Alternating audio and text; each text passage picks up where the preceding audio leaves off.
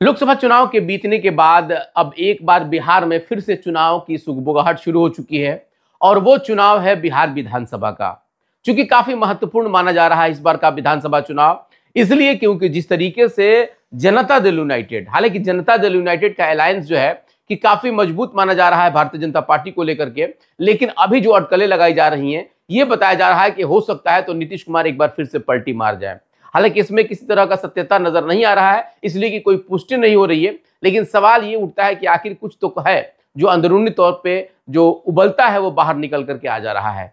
चलिए, हमारा विषय आज का ये नहीं है, हमारा विषय ये है कि विधानसभा का चुनाव इस बार जो हो रहा है वो विधानसभा का चुनाव कितनी पार्टी और कई प्रत्याशियों के किस्मत को तय करने वाला है। तो चलिए, आज हम बात करेंगे सीवान जिले के रघुनाथपुर सीट का कि रघुनाथपुर सीट से कौन कौन प्रत्याशी होंगे और इस बार क्या कुछ नया खेल होने वाला है। चलिए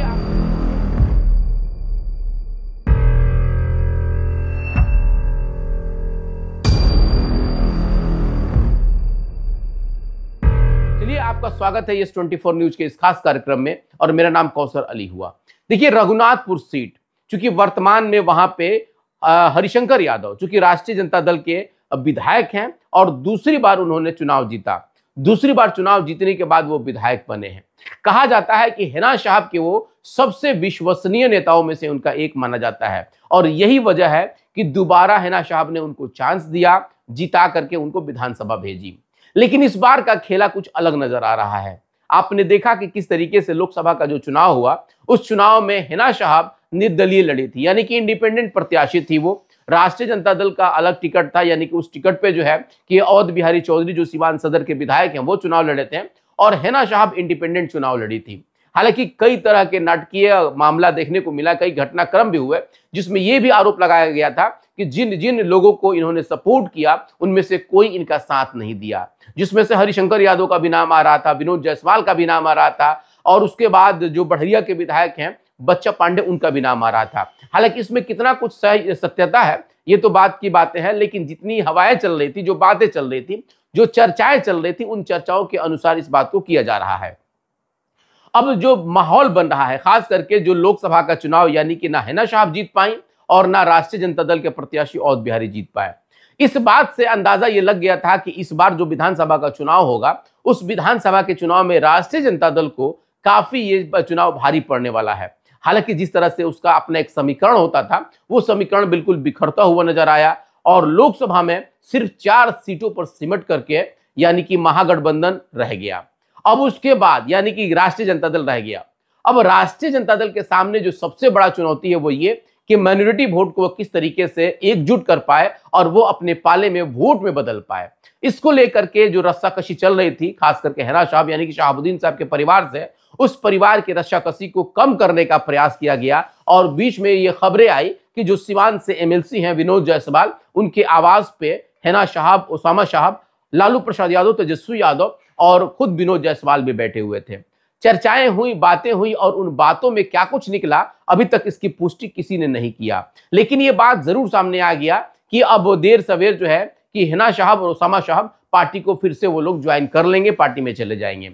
हालांकि उसके बाद भी एक बड़ी मीटिंग हुई थी, उस मीटिंग में ओसामा साहब गए हुए थे तेजस्वी यादव से मिलने के लिए, तो इससे यह अंदाजा लग रहा है कि अब बहुत हद तक जो है कि ये पत्थर पिघल चुका है। अब बात आ रही है रघुनाथपुर सीट। रघुनाथपुर सीट में जो चर्चाएं चल रही हैं कि क्या रघुनाथपुर सीट जो है कि हरिशंकर यादव इस बार खाली कर देंगे और यहां से जो प्रत्याशी, जो बात जन करके सामने आ रही है, जो सुगबुगाहट चल रही है वो ये कि इस बार ओसामा साहब खुद यहां से प्रत्याशी हो सकते हैं। हालांकि ओसामा साहब यहां प्रत्याशी होंगे या नहीं होंगे ना तो उन्होंने इसके बारे में कोई पुष्टि किया है और ना ही उनके किसी प्रवक्ता ने या ना ही उनके किसी अपने आदमी ने। लेकिन सवाल जिस तरीके से चल रहा है, मीडिया में भी इस खबर को दिखाया जा रहा है कि इस बार ओसामा जो है कि रघुनाथपुर सीट से चुनाव लड़ सकते हैं। अब सवाल ये उठता है कि वहां पे जिस तरीके से हरिशंकर यादव चूंकि हिना साहब के प्रत्याशी हैं, 2 बार हिना साहब के ही इशारे पर उनको टिकट भी मिला है, इस बार चूंकि वो स्वयं जो है कि टिकट अपने बेटे यानी कि ओसामा साहब के लिए रखना चाहती हैं। शायद कि लोग ये बता रहे हैं कि डील भी यही हुआ है। अब सवाल ये उठता है कि अगर ओसामा वहां से चुनाव लड़ते हैं तो फिर उनका प्रतिद्वंदी कौन होगा और सामने कौन होगा। देखिए, आपको हम बताते चले तो इससे पहले जो चुनाव हुआ था यानी कि 2020 में, उस चुनाव में काफी महत्वपूर्ण चीज देखने को मिला था। उस वक्त जो है कि वहां से जेडीयू के प्रत्याशी थे राजेश्वर चौहान, और उनके सामने जो सबसे बड़ा उनका प्रतिद्वंदी थे मनोज सिंह थे। चूंकि मनोज सिंह लोजपा से चुनाव लड़े थे और अच्छे खासे मार्जिन से देखा जाए तो उन्होंने अपने यानी कि जो अभी के जो तत्कालिक उनका सहयोगी है जनता दल यूनाइटेड, उनको वो हराए हुए थे। हालांकि जीत तो राष्ट्रीय जनता दल की हुई थी, लेकिन अगर तीनों को मिला दिया जाए तो कहीं ना कहीं दूसरे नंबर पे मनोज सिंह रहे हैं। हालांकि इस बार फिर से एक बार जनता दल यूनाइटेड वहां पे अपने प्रत्याशी को रखेगी, लेकिन प्रत्याशियों की अगर हम चर्चा की बात करें तो बताया जा रहा है कि अजय सिंह या उनकी पत्नी जो कि पूर्व सांसद है कविता सिंह, ये जो है कि रघुनाथपुर से प्रत्याशी हो सकती हैं। संभवतः ये बताया जा रहा है कि अगर जेडीयू के खाते में सीट गया तो।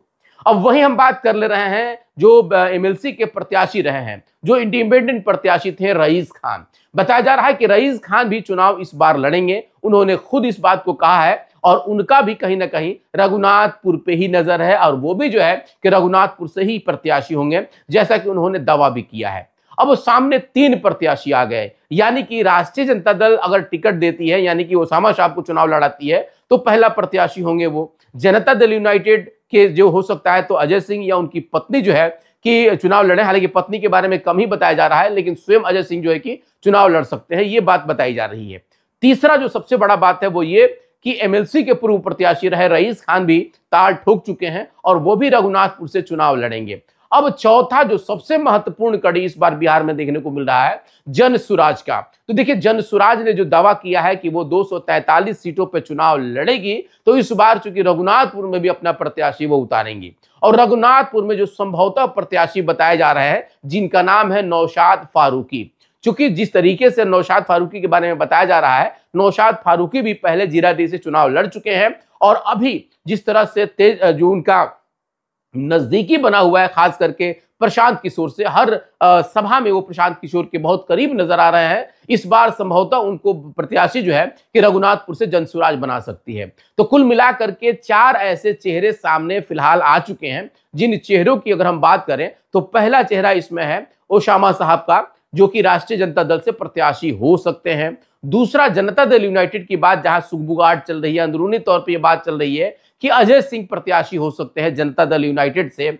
वहीं अगर हम बात कर लें खास करके निर्दलीय प्रत्याशी, तो निर्दलीय प्रत्याशी रईस खान हो सकते हैं। और अगर हम बात कर ले जन सुराज की, तो जन सुराज के प्रत्याशी हो सकते हैं नौशाद फारूकी। हालांकि इसकी पुष्टि अभी किसी ने नहीं किया है, लेकिन जो चर्चाएं चल रही हैं उन चर्चाओं के अनुसार मैंने इस विश्लेषण को किया है। हालांकि अभी चुनाव में समय है, लेकिन जिस तरह से ये एक्टिव नजर आ रहे हैं, जो चुनावी मोड में ये लोग हैं और जिस तरह से तैयारियां कर रहे हैं, लोगों से मिलजुल रहे हैं, इस आधार पे भी कुछ ना कुछ ये प्रमाणित होता है। लेकिन अब चूंकि चुनाव का समय है, उसमें पल पल क्या कुछ बदलता है ये देखना बड़ा दिलचस्प होता है। हालांकि चुनावी समय है, इस बार जो चुनाव होगा वो काफी महत्वपूर्ण होगा। आज हमने जो बात किया खास करके रघुनाथपुर का, हमारी प्रयास होगी कि बिहार खास करके हर उन सीटों पे, लेकिन खास सिवान के हर 8 सीटों पे हम लोग चर्चा करेंगे कि कौन कौन अभी प्रत्याशी हो सकते हैं। मैं आपको फिर से एक बार बता देना चाहता हूं कि इन 4 प्रत्याशियों के अलावा भी बहुत सारे ऐसे प्रत्याशी हैं जो संभावित प्रत्याशी हो सकते हैं। समय दर समय उन लोगों को भी सामने लाया जाएगा। लेकिन इन 4 प्रत्याशियों की जो चर्चा चल रही है,